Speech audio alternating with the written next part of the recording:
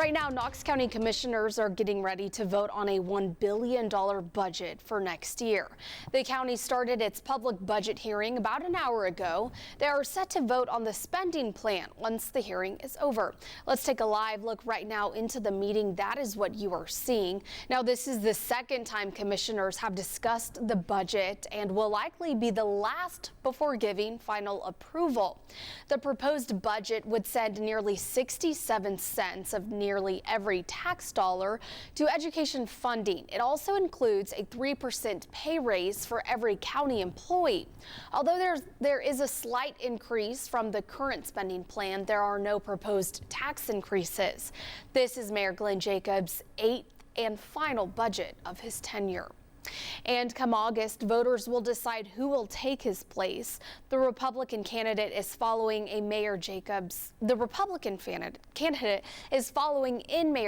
footsteps, pledging no new tax increases and even has a goal of actually lowering taxes. The Democratic candidate says he hopes he wouldn't bring new taxes, but says making tax cuts could have some consequences.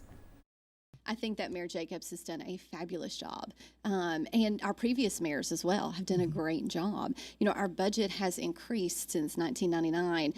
It increased $30 million a year because of responsible spending and that natural growth piece as well. So Mayor Jacobs has done a fabulous job. And he's also done a great job of setting us up for the future in saving money, making sure that we are being responsible.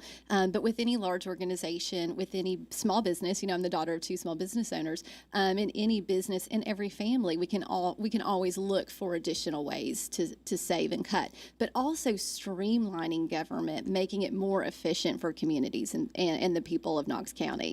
I think the main point of contrast is when it comes to having a committee going and looking at the budget and making cuts, I really think it's critical to ask what cuts are being made and where, because when I look at that budget, I don't think Mayor Jacobs has led a wasteful budget, or I don't see major inefficiencies. There's like small little things that you might want to tweak based on the priorities that you have as mayor, but I don't think that they're the kind of things that you could just, you know, make sweeping cuts without harming this community. When it comes to law enforcement, education, public libraries, anything like that, you're not going to be able to, I don't think lower taxes and make, you know, any kind of cuts that will not have drastic consequences for people in the county.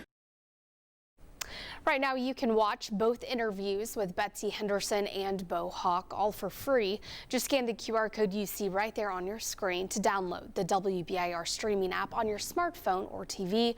Now, that was a look at your headlines today.